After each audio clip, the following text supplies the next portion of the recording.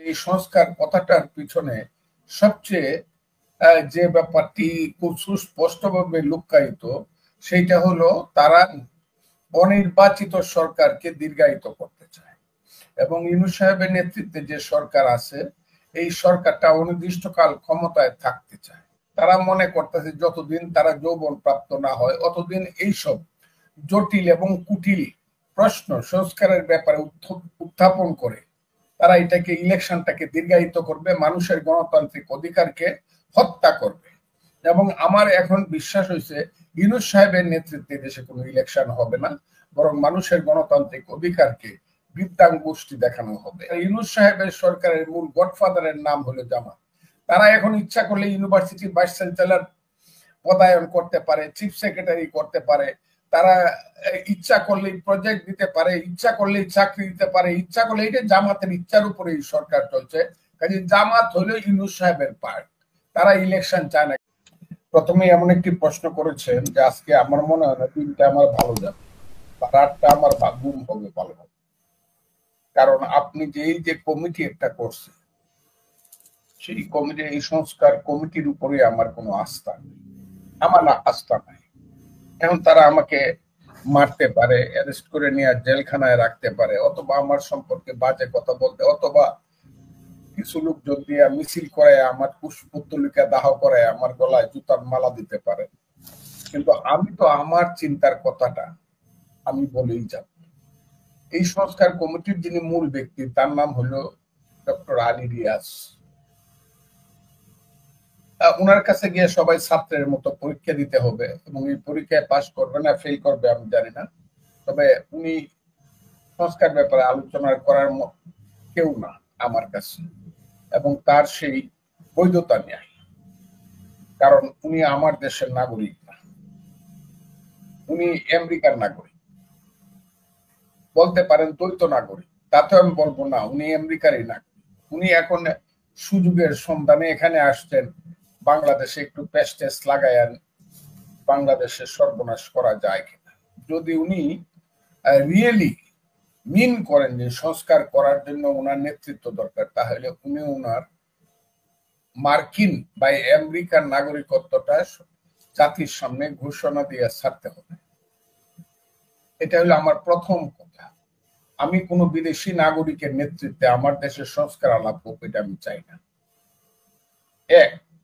দুই হলো এই যে সংস্কার, এই সংস্কার আলোচনাটা প্রথম আমার কাছে মনে হইতেছিল যে আচ্ছা বোধহয় ভালো ভালো এনজিওরা এরকম সংস্কার টংস্কার নিয়ে আলোচনা করে, ইউনূস সাহেব, জনাব ইউনূস সাহেব এনজিওদের বিশ্ববিখ্যাত নেতা, বোধহয় একটা ভালো কিছু সংস্কার হবে।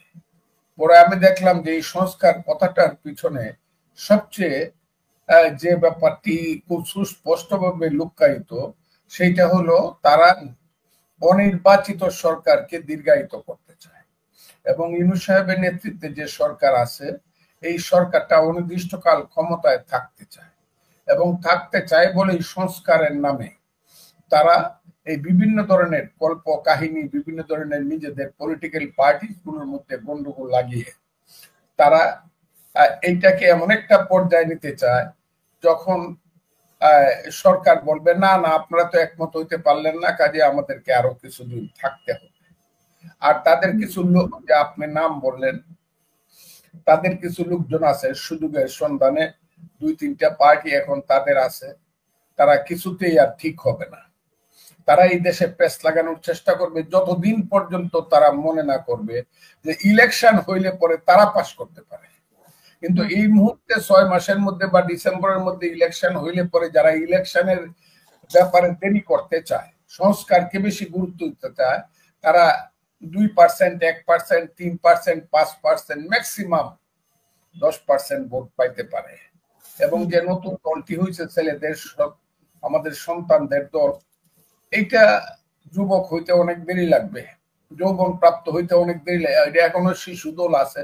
তারা মনে করতেছে যতদিন তারা যৌবন প্রাপ্ত না হয় অতদিন এইসব জটিল এবং কুটিল প্রশ্ন সংস্কারের ব্যাপারে উত্থাপন করে তারা এটাকে ইলেকশনটাকে দীর্ঘায়িত করবে, মানুষের গণতান্ত্রিক অধিকারকে হত্যা করবে। এবং আমার এখন বিশ্বাস হয়েছে ইউনূস সাহেবের নেতৃত্বে দেশে কোনো ইলেকশন হবে না, বরং মানুষের গণতান্ত্রিক অধিকারকে বৃদ্ধাঙ্গুষ্টি দেখানো হবে, এটা বলে আমার কাজে এইসব ওই যে সংস্কার টংস্কার। কিন্তু আপনার ছাত্রদের দল না হয় নতুন দল, কিন্তু জামাত ইসলাম তো একটি পুরাতন দল, তারা কেন সংস্কারটাকে আগে বেশি প্রাধান্য দিচ্ছে নির্বাচনের আগে? জামাত যত পুরাতন দলই হোক, তাদের যত বড় মানে সাংগঠনিক যতটুকু শক্তি আছে, সংগঠিত শক্তি, ফিল্ডে সেই পরিমাণ জনসমর্থন নাই। তারা ইলেকশন করে দেখতে পারে, একা ইলেকশন করলে 3টা সিট পাইতে পারে কোনোভাবে, আর অন্যদের সাথে ঐক্যটক্য করে বিএনপির বাইরে ঐক্যটক্য করে করলে পারে হয়তো বা 10% ভোট বাংলাদেশে পাইতে পারে। কাজে জামাত এই দেশে ইলেকশন করলে পরে অন্যরা ক্ষমতায় আসবে, তাদের সেই মাথাব্বরি তোকাব্বরিটা থাকবে না।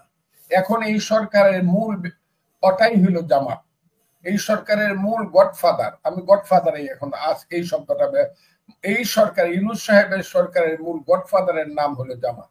তারা এখন ইচ্ছা করলে ইউনিভার্সিটির ভাইস চ্যান্সেলর পদায়ন করতে পারে, চিফ সেক্রেটারি করতে পারে, তারা ইচ্ছা করলেই প্রজেক্ট দিতে পারে, ইচ্ছা করলেই চাকরি দিতে পারে, ইচ্ছা করলে, এটা জামাতের ইচ্ছার উপরে এই সরকার চলছে। কাজে জামাত হলো ইউনূস সাহেবের পার্ট।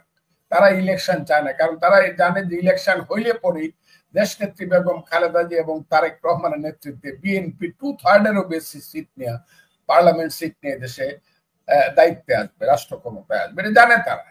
এবং সেই কারণে জামাত এখনের যে ক্ষমতাটা ভোগ করতেছে, হ্যাঁ, বকলমে ক্ষমতা বলে এটাকে, পর্দার অন্তরাল থেকে, কালো পর্দার অন্তরাল থেকে জামাত যে ক্ষমতাটা ভোগ করতেছে, এই ক্ষমতাটাকে ধরে রাখার জন্য তারা ইলেকশনটা আর চাচ্ছে না। এবং এই কারণে এই দেশে এমন একটা ঘটনা ঘটতে পারে যে ঘটনা আমরা চিন্তাও করতে পারি।